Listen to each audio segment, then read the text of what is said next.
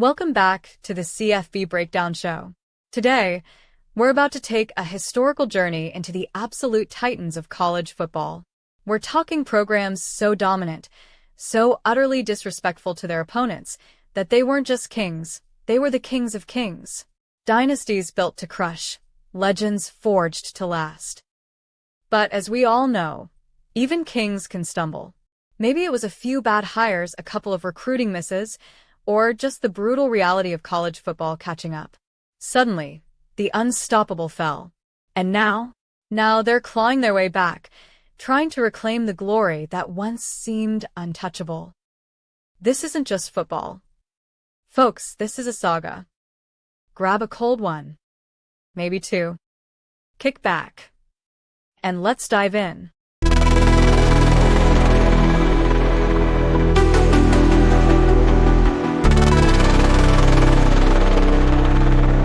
We're kicking off this epic series right in the heart of the SEC, with a program that absolutely owned the 90s. We're talking about the Florida Gators, baby.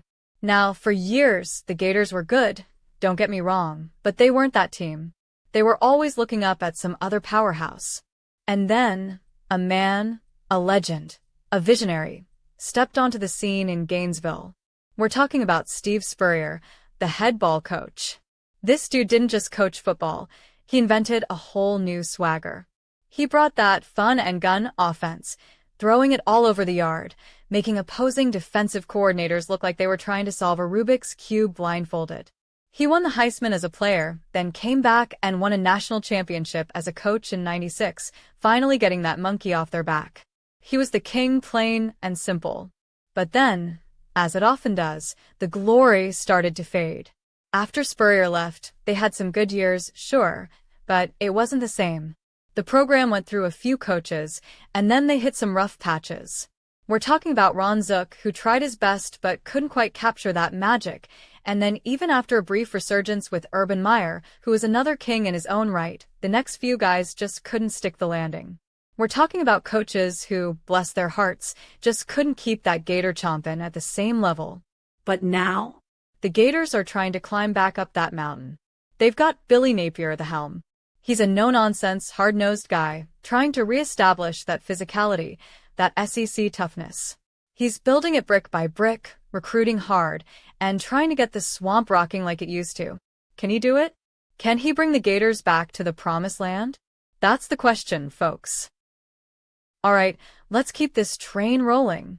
We're staying in Florida for this next one, but we're heading south, to a team that defined an era with pure, unadulterated swagger and dominance. We're talking about the Miami Hurricanes.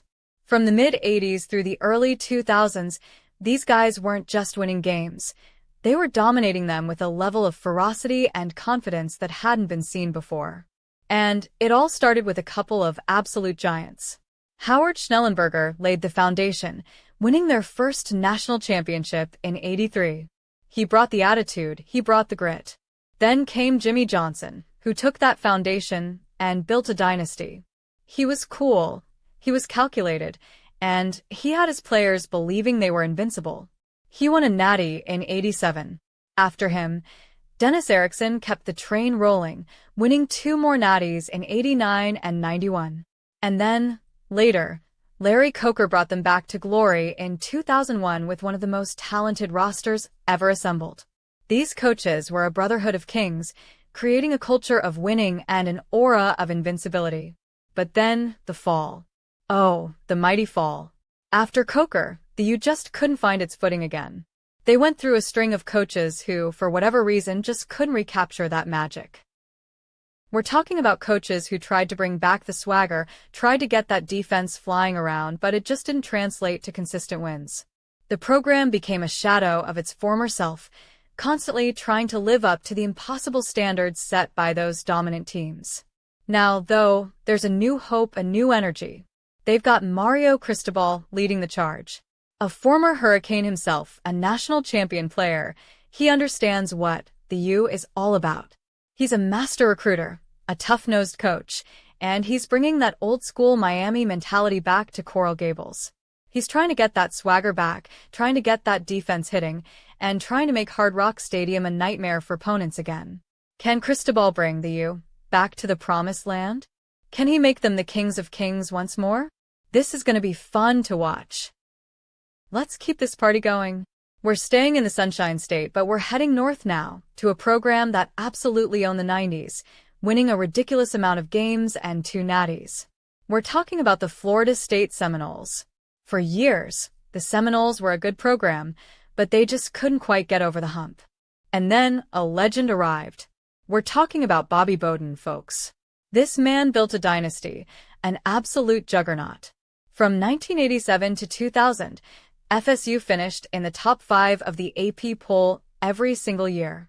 Think about that for a second. That's 14 straight years of absolute dominance. He brought a high-flying offense and a stifling defense, and he turned Tallahassee into a college football mecca. He won Nattys in '93 and '99, cementing his place as one of the greatest coaches of all time. He was the unquestioned king, presiding over an empire. But even the greatest empires eventually see a decline. After Bowden's incredible run, the program struggled to find its identity. They went through a couple of coaches who, while having some success, just couldn't maintain that elite level. We're talking about coaches who followed a legend, and that's a tough act to follow for anyone.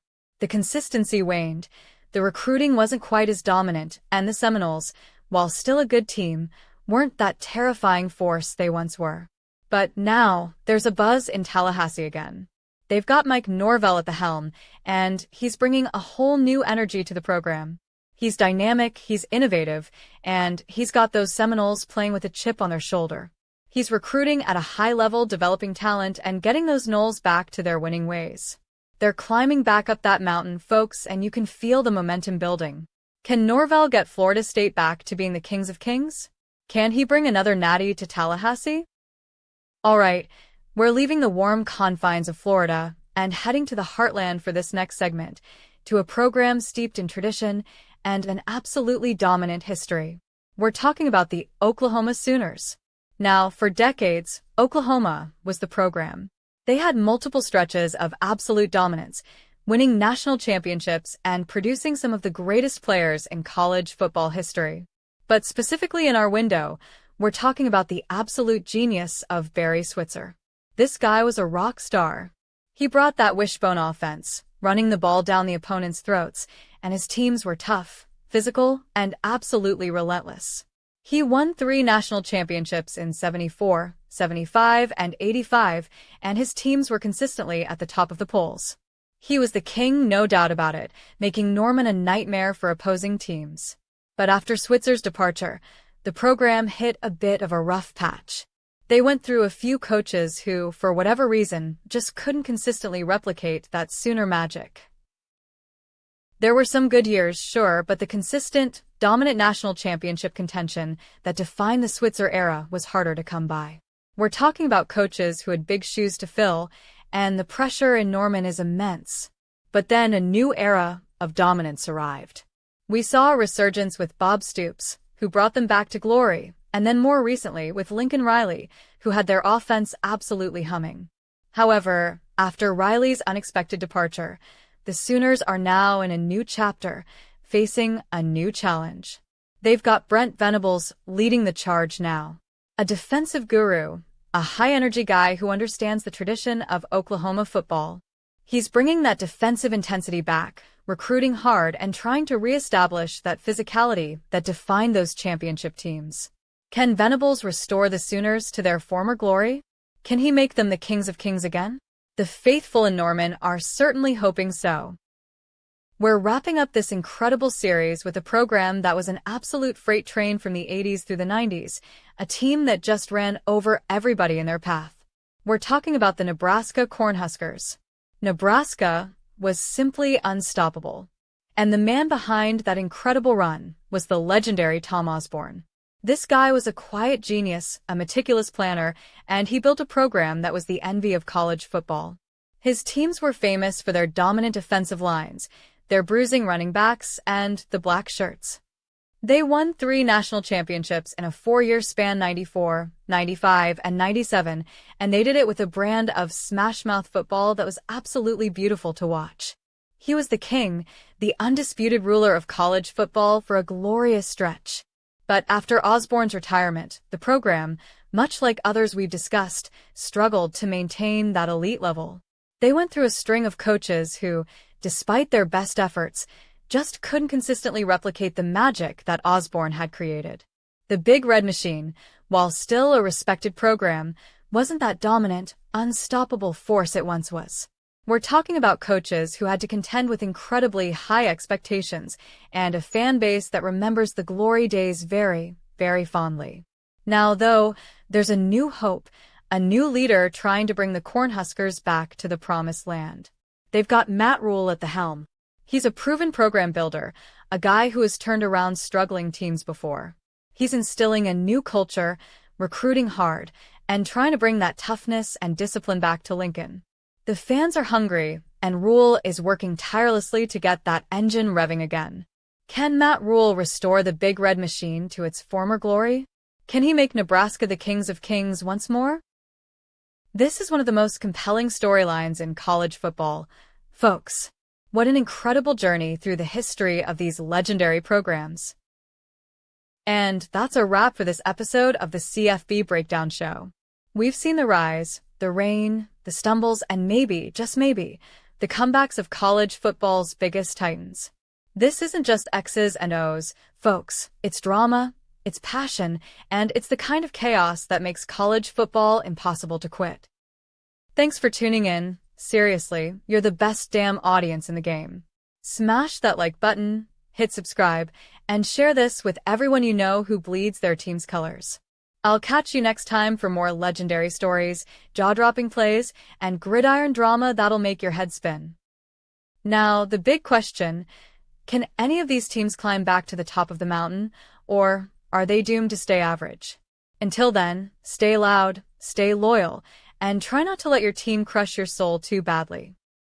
Quick heads up, this story got a little help from AI, so if something seems off, don't call the fact-check police.